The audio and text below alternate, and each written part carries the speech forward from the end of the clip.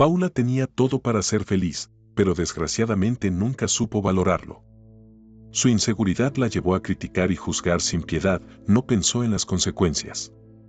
El destino le cobraría cada palabra, sufriendo una fuerte lección de vida. Cuando tenía 20 años se casó con Juan, fue uno de los días más felices, pues estaban muy enamorados. Pero ella no imaginaba que años más tarde, sus propias acciones convertirían esa felicidad en un camino lleno de sufrimiento y desgracias. Ellos vivían en un pueblo pintoresco en el centro de la República Mexicana.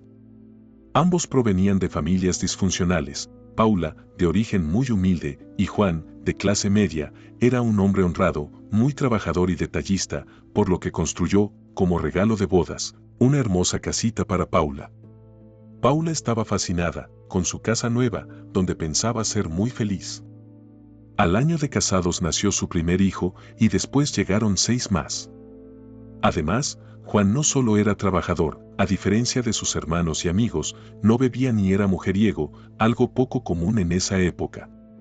Pero Paula tampoco lo valoró.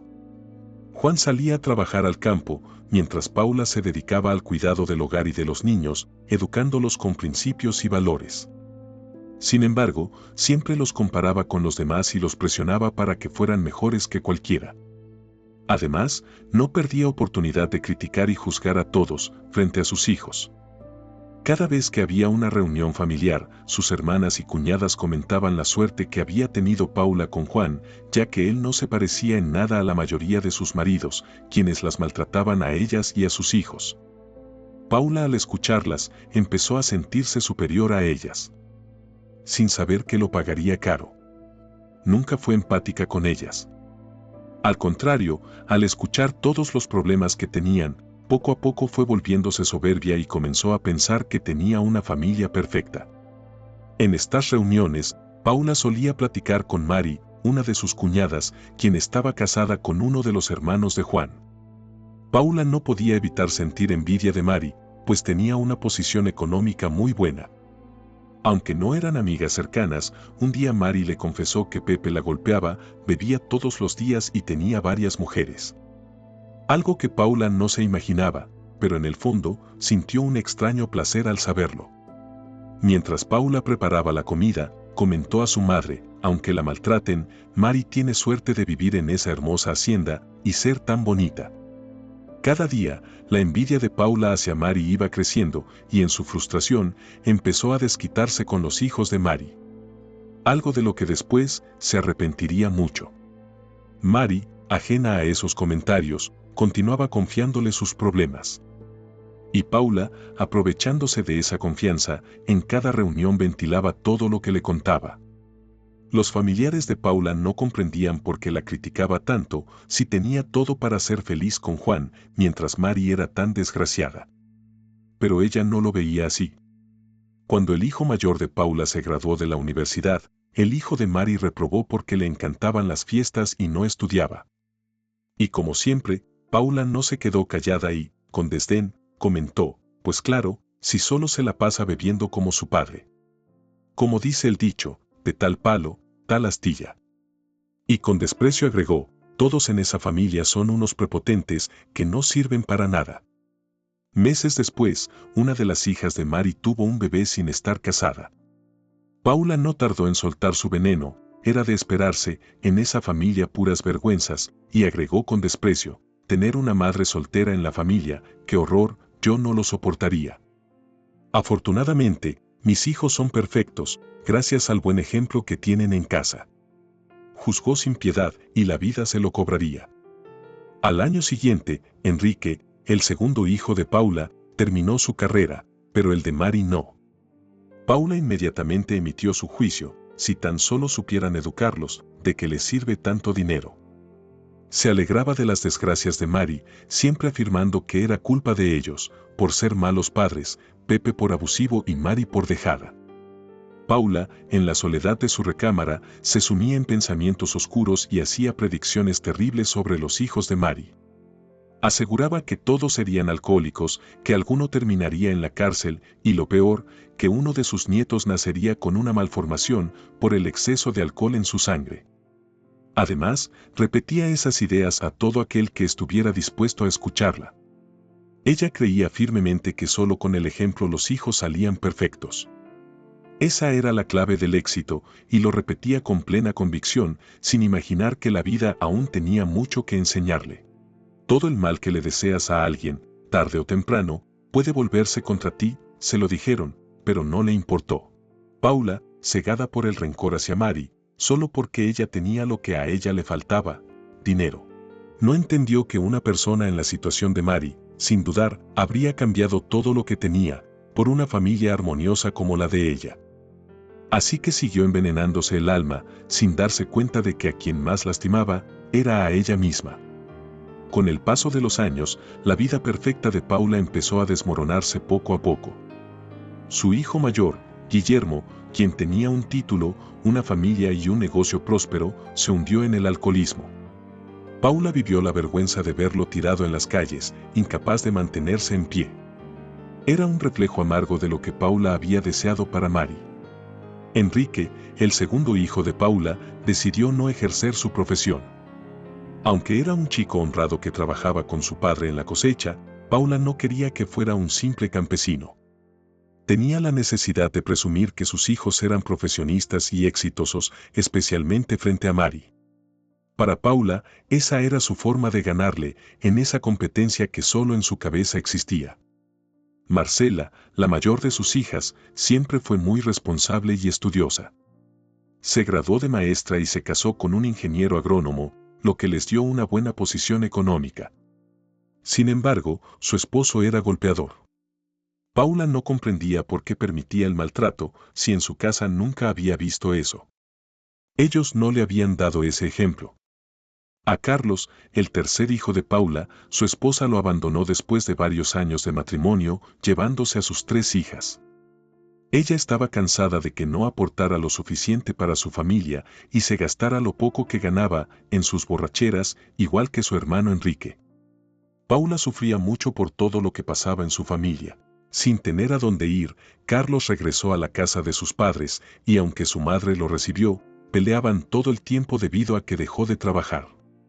Además, le hablaban casi todos los días del bar para que fuera por él, porque se peleaba o no quería salir cuando ya iban a cerrar. Lo que Paula no había padecido con su esposo, ahora lo estaba sufriendo con sus hijos. Todavía se atrevió a decir que parecía que fueran los hijos de Mary y no los suyos. Pero su furia aumentó cuando Carlos se fue a vivir con una mujer mayor que él, madre de 3 hijos. Ella lo mantenía, mientras él se encargaba de la limpieza y de atender a los niños. Para Paula, era una humillación que todo el pueblo lo viera como un mantenido y un mandilón, algo que ella no podía soportar. Lucía, la segunda de las hijas, se enamoró de un chico con problemas de drogadicción. Al principio, él trabajaba y jamás fue violento, pero las drogas empezaron a controlar su vida y a destruir su relación. Faltaba al trabajo con mucha frecuencia, hasta que lo despidieron. Lucía no sabía cómo ayudarlo. Todavía Paula no entendía nada. Y para colmo, Josefina, la más joven de sus hijas, se embarazó siendo soltera antes de terminar su carrera. Siempre sostuvo que era virgen y que su embarazo se debía a haberse sentado en un baño público sin limpiarlo. Aunque pareciera increíble, muchos le creyeron, principalmente Paula, quien se aferraba a esa mentira porque no podía afrontar la realidad. Paula estaba angustiada por todo lo que pasaba con su familia perfecta y como si no fuera suficiente, quedó embarazada, una locura a sus 49 años. No podía asimilarlo. Aunque el médico le sugirió no continuar con el embarazo, Paula ni siquiera podía considerarlo por sus creencias religiosas. Salió devastada del consultorio. Sintió como una ola de terror la envolvía mientras caminaba hacia la iglesia. El doctor le había explicado que su embarazo era de alto riesgo debido a su edad. Las probabilidades de desarrollar complicaciones graves y de que ambos perdieran la vida eran altas. Además, le advirtieron que el bebé podría presentar un síndrome genético. Le pidió a Dios fuerzas para aceptar su voluntad.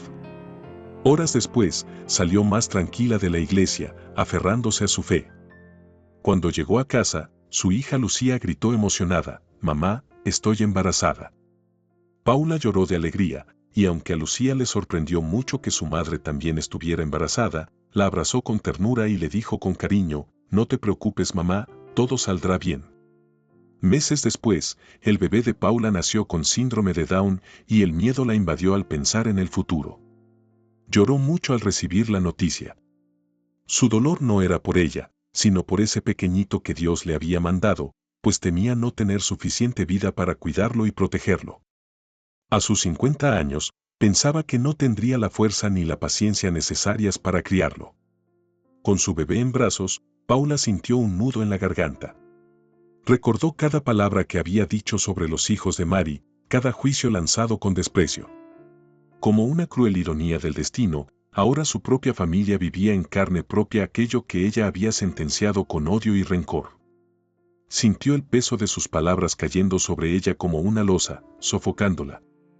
Desafortunadamente para Paula, las pruebas aún no terminaban.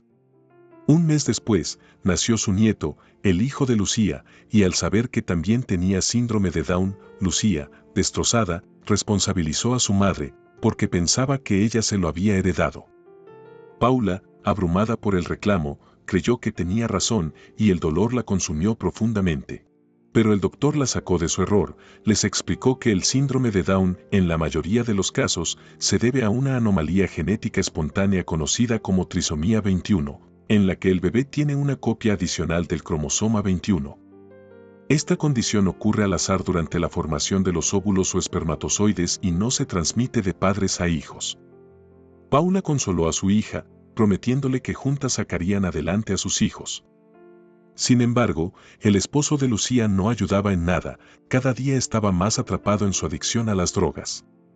Lucía trabajaba todo el día y no podía llevar a su hijo a terapia. Aunque Paula deseaba ayudar, le era imposible. Lucía y Paula vivían en distintos pueblos y las terapias estaban en otro lugar. Por mucho que se hubiera esforzado, no le daría tiempo por las distancias. Decidieron hablar con el esposo de Lucía para coordinarse entre los tres, pero como él pensaba que solo era una pérdida de tiempo, se negó a ayudar y le prohibió que ella lo hiciera.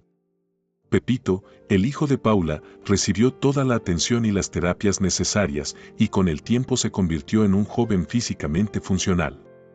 Sin embargo, su lenguaje nunca avanzó lo suficiente y solo su madre lo entendía cuando hablaba. A sus 10 años, Pepito ya le ayudaba a su padre y a su hermano en el campo, le encantaba ayudar a pastorear a los borregos, porque lo que más disfrutaba era estar con los animales. Los trabajadores le enseñaron a Pepito a extraer aguamiel de los magueyes, ya que su padre lo vendía y a Pepito le encantaba. Le divertía mucho hacerlo y disfrutaba tomarlo, pues le producía una sensación de bienestar. Pepito era un chico feliz, libre en el campo y rodeado del amor de sus padres y hermanos. Por desgracia, Juanito, el hijo de Lucía, no tuvo la misma suerte. No lo llevaban a las terapias y sus padres peleaban siempre enfrente de él. Juanito se alteraba al oírlos discutir, se tapaba los oídos y gritaba muy asustado. Esto ocasionaba que tuvieran problemas con los vecinos, quienes se quejaban constantemente porque era muy frecuente escuchar al niño gritar. Lucía, agotada por la irresponsabilidad de su esposo y su indiferencia hacia Juanito, llegó al límite y lo echó de su casa. Aunque sabía que era lo mejor, el dolor y la incertidumbre la abrumaban. Buscó consuelo en su madre, y juntas encontraron a alguien que las ayudara a cuidar a Juanito y lo llevara a sus terapias. Poco a poco, todo iba mejorando. Paula empezó a darse cuenta de que, aunque el ejemplo de los padres es importante, no es lo único que determina el desarrollo de un hijo. Factores como el entorno social, las experiencias personales, las influencias externas, la genética y el temperamento innato también juegan un papel clave, porque al final, cada uno es un ser independiente. Ella trataba de asimilarlo, porque lo estaba viviendo con sus propios hijos. A sus ojos, habían tenido el mejor ejemplo posible y, aún así, la mayoría no había logrado lo que ella esperaba: ser profesionistas, tener un trabajo estable, formar un hogar, casarse bien, sin vicios, y criar hijos responsables que siguieran ese mismo camino. Con todo esto, Paula por fin entendió que sus hijos, como cualquier persona, cometían errores y tenían derecho a caerse, levantarse y decidir su propia vida.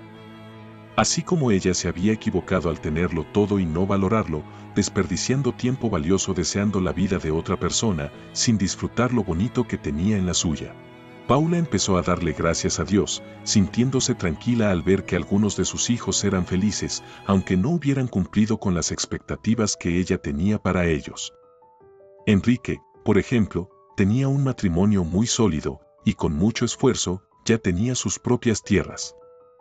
Aunque Paula antes solía llamarlo simple campesino. Ahora estaba orgullosa de él. Y Josefina, aún con esa mentira tan disparatada sobre su embarazo, se convirtió en una madre soltera trabajadora y autosuficiente. Con el tiempo, se acercó más a su madre, quien dejó de insistir en que necesitaba el respaldo de un hombre. Ahora la entendía y la apoyaba, admirando su fortaleza y el amor con el que sacaba adelante a su hijo, sin el apoyo de nadie. Y por supuesto, también daba gracias por la vida de Pepito, siempre tan feliz en su propio mundo de colores vibrantes, amarillo, rosa y azul, disfrutando cada momento. Para él, la vida era un regalo lleno de sorpresas. Sus otros hijos siguen luchando sus propias batallas y enfrentando desafíos. Paula aprendió la lección y ya no juzga ni opina sobre nadie.